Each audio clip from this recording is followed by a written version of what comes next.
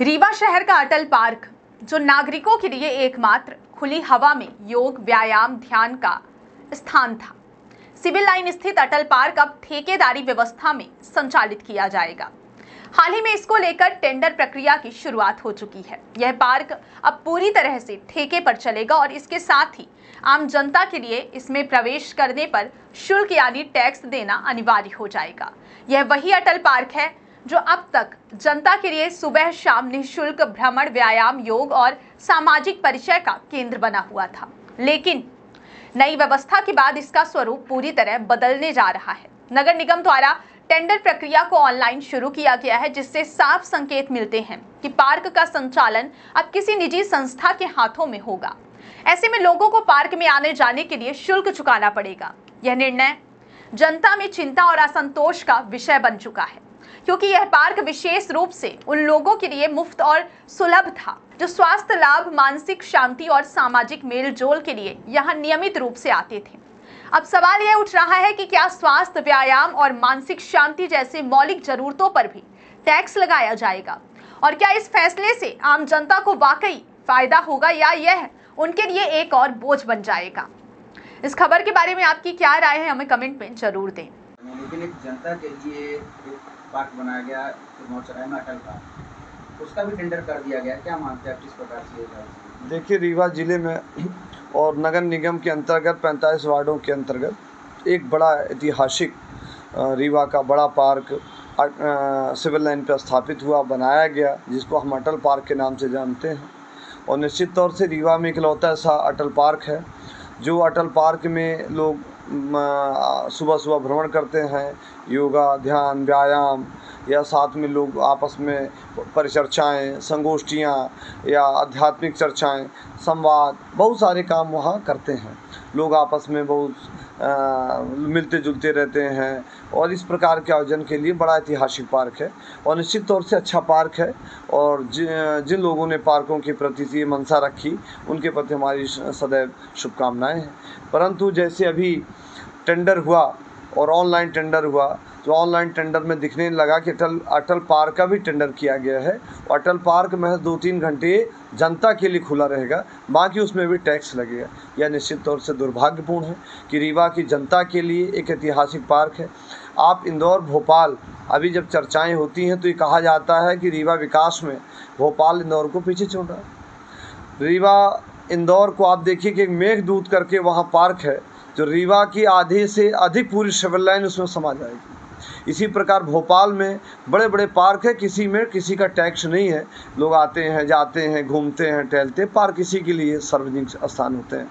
और हमारे रीवा में एक ही पार्क है, विवेकानंद पार्क नहीं है। विवेकानंद के एक स्थल है जहाँ माँ स्वामी विवेकानंद जी की मूर्ति लगी है, उसको डेवलप कर दिया गया तो लोग जाते हैं। दूसरा इको सिस्टम का एक बना है, इको पार्क के नाम से चर्चित है, उसमें भी आप देख रहे हैं टैक्स लगा हुआ है। पानी छूने को, पानी पीने को, पानी देखने में टैक्स लगा रीवा ज़िले में।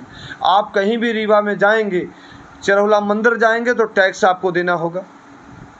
आपको संजय गांधी जाएंगे तो वहाँ टैक्स देना होगा। आपको गाड़ी पार्क करनी होगी, टैक्स देना होगा। रीवा में कहीं भी जाइए, किसी मंदिर में जाइए, मठ में जाइए, सब जगह गाड़ी, कहीं गाड़ी के नाम पर टैक्स होगा, कहीं किसी के नाम पार्किंग पर टैक्स होगा। अटल पार्क जो बनाया गया था, ये निःशुल्क पार्क बना था और भाषण में हमारे रीवा के माननीय मंत्री महोदय जी ने कहा था कि जनता के लिए समर्पित है, ये बड़ी सौगात है, निश्चित तौर से बड़ी सौगात है। माननीय हमारे रीवा के सांसद, जो रीवा जिले के सांसद, उन्होंने भाषण में कहा था कि ऐसा पार्क दूसरा कोई नहीं, बड़ी लोगों ने आपत्ति की थी, ये किया था। तो माननीय सांसद जी का कथन था कि जनता के लिए हमने बड़ी मेहनत करके बड़ी व्यवस्थित तरीके से बनाया था। ये बड़े हर्ष का विषय था। सम्मानित सभी विधायकों उस मंच पे विराजमान थे और जनता भी इस बात को बड़ी संकल्पित थी, बड़ी प्रसन्नचित थी, बड़ी खुशहाल थी कि हमारे रीवा में एक पार्क बन गया है। वो पार्क के लिए बड़ी खुशी होती है। आप पार्क लोग जाते हैं, टहलते, व्यायाम, किसी समय शाम को भी लोग चले जाते हैं, दोपहर को भी लोग चले जाते हैं और घूमते हैं, भागते हैं। हमारे वहाँ के बच्चे बहुत ठाकुर रणवंत सिंह महाविद्यालय के, आदर्श विज्ञान महाविद्यालय के, या कि पीके स्कूल के स्कूलों के बच्चे मनोरंजन भी करते हैं, छोटे छोटे संगीत के जो कार्यक्रम होते हैं वो भी करते हैं, अन्य कलाकृतियाँ वहाँ सीखते हैं। पेड़ों के बीच औषधि युक्त वहाँ पेड़ लगे हैं, बहुत सारे लोग जाते हैं चंदन के पेड़ों में। वो कहावत है कि तरुवर फल नहीं खाता है सरवर पिए न पान, तो उस पेड़ों के बीच में वो बैठते हैं, आनंद लेते हैं और प्रसन्नचित रहते हैं। वहाँ कोई बहुत हर प्रकार के लोग जाते हैं। पर रीवा में जब टेंडर हुआ तो ये बड़ा कष्ट हुआ कि उस पार्क में टेंडर कर दिया गया, और जब टेंडर होगा तो टैक्स लगेगा। यदि 2 घंटे 3 घंटे के लिए खुलेगा तो भी कोई दिक्कत की बात है, इसलिए कि 3 घंटे में कोई व्यायाम ही नहीं कर पाता है। सुबह लोग 7 बजे कभी लोग उठते हैं, कोई 8 बजे उठता है, कोई 6 बजे उठता है, कोई 5 बजे उठता है, अपनी अपनी नित्य क्रियाओं से संपादित करने के बाद लोग आते हैं।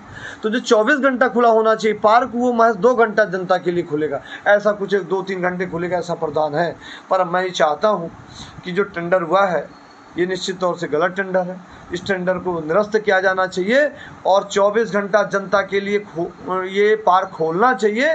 और साथ में नगर निगम के पास एक ही पार्क है बड़ा पार्क के रूप में, जो नगर निगम रीवा जिला बड़ा आज स्वच्छता के नाम पर 5 स्टार का ऐतिहासिक पदक प्राप्त किया गया है।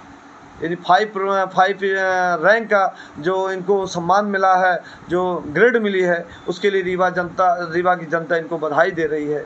परंतु हमें पार्क में नगर निगम के लोग कर्मचारी सब सेवा व्यवस्था व निगरानी कर सकते हैं, तो इसमें टैक्स लगाने की क्या ज़रूरत है? जो दुकानें बनी हैं उसमें आप लगाइए जो भी लगाना हो। तो राज कपूर ऑडिटोरियम के पीछे का दरवाज़ा तत्काल खुल गया, इसलिए कि सबसे बड़ी पार्किंग कहाँ है? राज कपूर ऑडिटोरियम के पीछे साइड में खुल गई है। अब राज कपूर ऑडिटोरियम लिंक होगा अटल पार्क से, और राज कपूर ऑडिटोरियम में निरंतर विवाहघर चलेगा। अभी तक राज कपूर ऑडिटोरियम के पास पार्क नहीं था, मतलब गाड़ी पार्किंग की व्यवस्था नहीं थी। अब अटल पार्किंग की व्यवस्था हो गई है राज कपूर ऑडिटोरियम से, इसीलिए टेंडर किया गया है और गाड़ी वहाँ खड़ेंगे, विवाह उत्सव मनाया जाएगा। ये किया गया है और ये गलत है, इसका हम विरोध करते हैं।